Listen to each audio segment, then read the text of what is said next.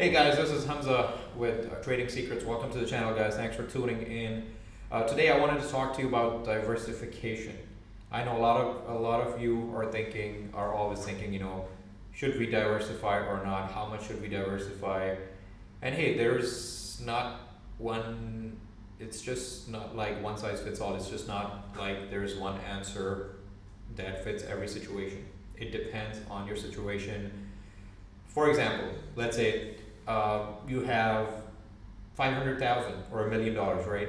So it's a big portfolio. Yeah, you can diversify, right? You can pick up maybe 10, 20 stocks. I mean, a general thumb of rule is don't have more than 10% of your portfolio in a single stock. But hey, I know people who have 100% of their portfolio in one stock, and these are big portfolios we're talking about, right?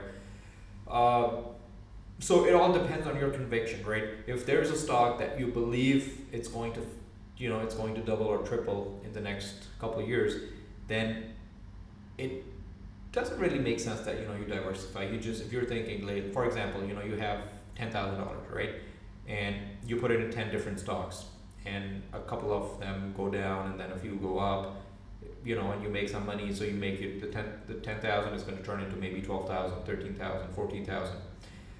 On the other hand, there's a stock that it's going to 2 or 3 or 4x in the next few years. Like I know a lot of people did this with Tesla, right?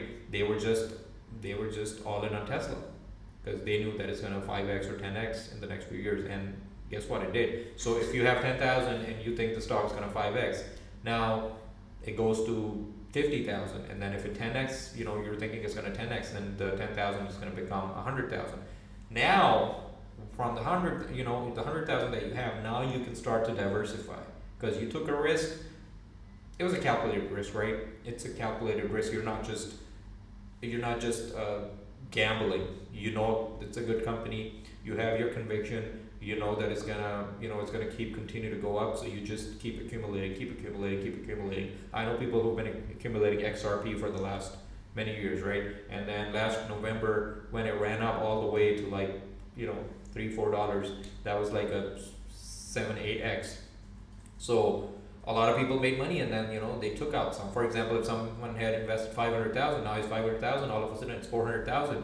Now, out of the 400,000, he can leave 100,000 or 200,000 in XRP, and then the rest they can just take out and they can diversify, right? They can identify some other good plays or some other good stock companies, whatever, or cryptos, and they can put it into that, right? So it's never going to be a single strategy that's going to fit all. It depends on everybody's situation, right? Personally speaking, I don't like to diversify a lot into sectors. I like to play sectors. Like right now, I am big on AI, right? I know it has run up a lot. I'm still buying. I feel like it's the future. I feel like it's going to go up. Right now they're correcting. I think it's a buying opportunity. Not financial advice, not telling you what to do. That's just what I feel, right? So I'm just adding on dips, a little bit, just managing my risk and then investing in the future, right? Because guys, as long as you're dollar cost averaging the right way, that's very important. You got to dollar cost average the right way. Don't just go all in on the first dip. You gotta have cash on hand. You should have some dry powder, because if you don't, you're setting yourself up for disaster. Because the market is going to do its thing. It's going to come up. It's going to go down. It's just going to keep going up. Sometimes it's going to come down. You have to have you need to have dry powder. I can't stress enough. So you can take advantages. You can take advantage whenever that dip comes. Whenever it offers, the stock offers you a good price, right? A discounted price. You should be able to add some, right? On every big dip. For example, if the NASDAQ is down one day 3%, 2.5%, that's a big drop.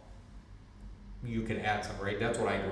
I'm not telling you what you should do, but that's what I do, and that's what you can do, right? Instead of just panicking and selling, if the company is good, hey, if this stock sounded good at $10, right, and it comes down to $5, guess what? Now it's more attractive. To me, it's more attractive, guys, because here's the deal. If the company is doing well and I'm buying a stock at $100, So at $100, the company has a higher floor. You know, it has room to fall $100.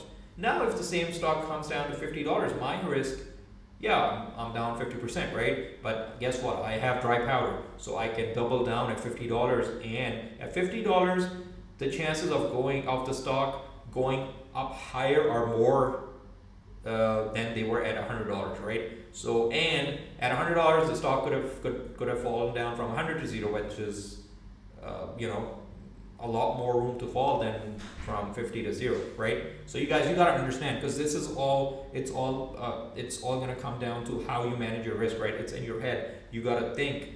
That's why, you know, with me, I don't like short selling. I just feel like it's a dumb idea, right? Because when you're making money, right, you short a stock, it's gonna go down, right? And you know, but if it starts going up, there's no ceiling. You know, a lot of people got burned in the GameStop, right?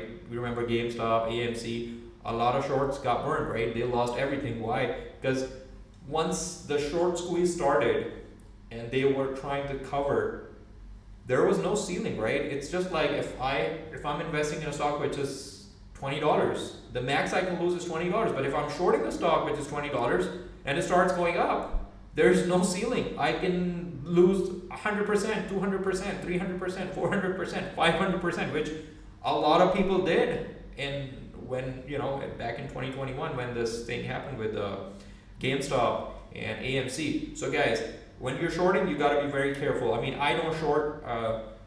I just never short. I'm always long. You know, I'm either long or I'm out. You know, if something is going down, I just dollar cost average. I don't short it, right? I have my reasons, but I just don't do it. You know, it just doesn't make sense to me, right? Because if you're shorting, there is no ceiling.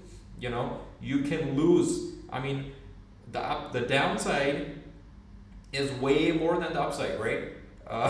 And I just feel like it's very risky, right? It's not for me. So guys, this was something I wanted to talk about with you guys about how to manage your risk, right? And I will see you guys all in the next video.